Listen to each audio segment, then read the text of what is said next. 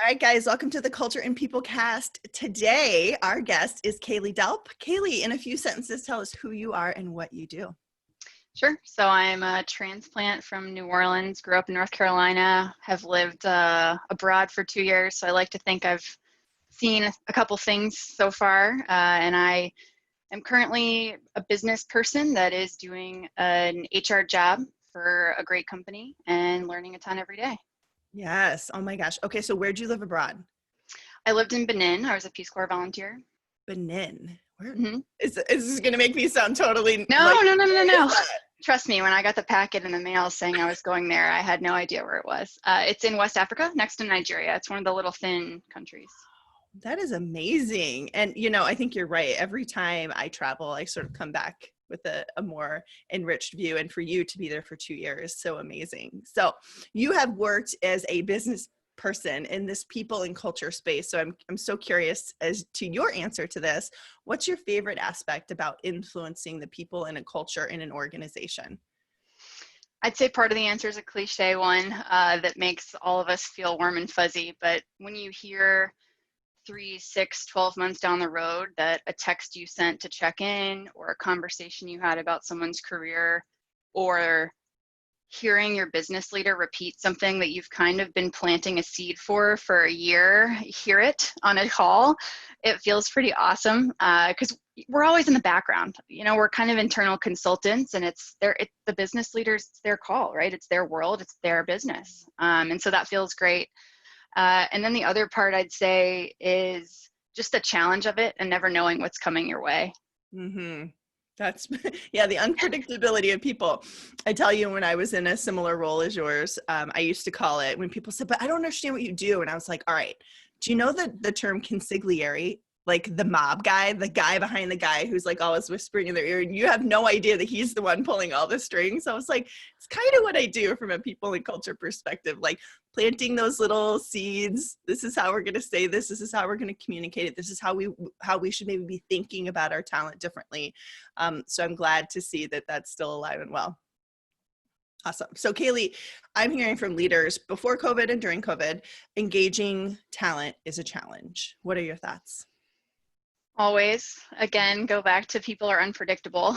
And I think engaging talent means something different to you, me, and every other individual. So when I think about it, I think about how are we bringing our best selves and our authentic selves to work every day, and how are we chipping away to make sure that everyone else feels that way on our teams and in our companies too. And for me, it's always something that's going to be changing and always something you've got to be working on. Yeah, right. Keep And it every minute, every day, repetitive. right. It's sort of when you call a yoga practice, right? The reason you call it a practice is because you keep having to do it. You don't arrive somewhere. It's an evolution, a journey. Mm-hmm. Yeah. Yeah, and cultures are evolving, people are evolving, the things Mhm. around us that we're exposed to, the conversations we're having, and that comes into the workplace every single day.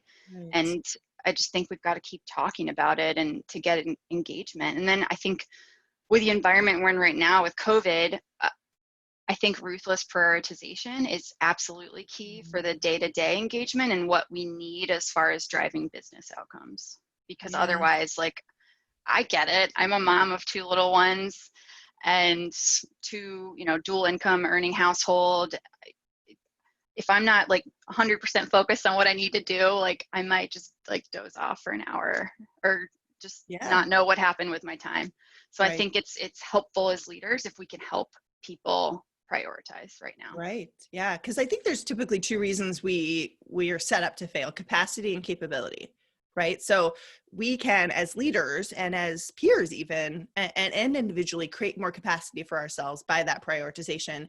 And think about all these organizations who had their cultures figured out, or so they thought, and then COVID came around and took you out at the knees because the day-to-day processes changed. The culture changed because the day-to-day changed, and the culture is an outcome of what happens day to day. So you're right. I think taking a reassessment look at how are we prioritizing, what are our main focus areas, and where do we create space? Like, when has anybody ever had breathing room built into their day? right? Never. Never. I No, remember when I told my business partner team, I was like, all right, guys, our goal is 20% breathing room in our schedule. And they're like, no. I'm like, that's yes. impossible. I was like, Yeah. no, but we're at least going to work for it. Like, we're going to block time and and they were even like, what am I going to do during that time? Like, well, you're going to do everything you do from like 9 to 11 at night on email and work projects. You're going to do that during the day. You're going to have time to actually think it through instead of shoving it in. Yeah. It's hard though. It's hard to say no. It's hard to say like, I can't do that anymore, or I can't do that right now. Mm-hmm. And so we have to, again, it goes back to the bringing your authentic self to work and giving people that space to say like, this is where I'm at right now. And I need a little flexibility and I need a little bit of grace. Yes. Yeah. What advice do you have? Tactical. I like to get really tactical. There's a leader or a person listening to this, maybe just an individual contributor who says like, I want to have a positive influence on my people and the culture of the organization that I choose to work with, right? I always tell people, look, you choose to work there. So, like just be all in. So what's your advice to them on advancing the culture? My advice on advancing the culture would be, I think, connected to how I answered the last question in listening and understanding where people are at and continuing to pulse, because it changes all the time and different generations are coming into the workforce. Again, different priorities, the business landscape might be changing. And, I'm lucky in that I work in the healthcare industry. So that mission, that goal is one that's very rooted in everything that we do and one that people really get behind. But for those that aren't so lucky to be in a healthcare industry, helping influence that culture by not only listening to your employees, but listening to your customers and really focusing on and bringing it back to that every time you can. Because I do think like being transparent, understanding and tying what you're doing and the choices you're making and being not using like business speak and just telling your employees like, this is why we're doing this and our customers want this, and really listening to the customers, because I think it's easy to focus internally and forget about that piece too. And I think that influences culture significantly. I love When you that. lose your customer's voice too. Yeah, because often we're saying listen to your employees more, which we definitely do want leaders Oh to yeah, do. but I think it's a balance, because we're not here, like we're here because we have customers. Right. It's about connecting that why we're here to why we're here, right? Like we're here to serve these customers and we're here to have these really meaningful careers. And I think then that's when the magic happens, right? When you can finally connect those two things. And tactically speaking, I think leaders just aren't spending enough time with their talent to really be able to do that. They're not telling enough stories about what the customer needs or listening to what the employee thinks the customer needs. And then they're not spending enough time talking about their career. Yeah. Then just breaking it down. Like there's so many ways to make things simple and anybody can understand what's going on. And I think sometimes we talked too high level and it's hard to connect there. Yeah, I agree. Yeah, we got to make it plain speak, right? Yeah. So curious, Kaili, are there any other leaders that you would want to recognize as a top leader, or even as a potential guest on the show? Sure. Yeah, I love many of my business leaders and we challenge one another every day. One of those that I think is exceptional at driving culture and really focusing on people and being authentic in that is Steph Jones. She's our tax leader. I think she's phenomenal in that way. And then one of my leaders and mentors, Jennifer McClay, who is a HR executive. I think she's really good at what I said around like just being pragmatic, breaking it down, and just saying what it is. Yeah. Awesome. Thank you for those suggestions. Yeah. And a real quick suggestion of a resource that people could check out if they want to advance their culture or their people. Sure.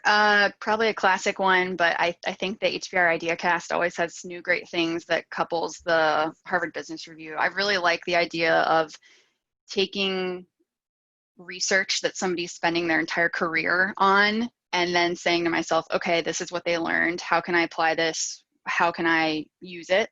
And then the other thing, just reading. I love memoirs. I love historical nonfiction. For me, like understanding how a historic event was or how someone's life is and really knowing our history is so critical to being able to enable people to bring their authentic selves to work, because you got to know, you got to understand, you got to empathize with people. And for me, that's a lot of reading. Yeah. Understanding where we've been, which helps us figure out why we're here. Right. Oh my gosh, Kelly, thank you for the suggestions. Thank you for your time. You were a great guest today. And I thank you for all you're doing for people and culture in the workplace. Thanks for having me. Of course.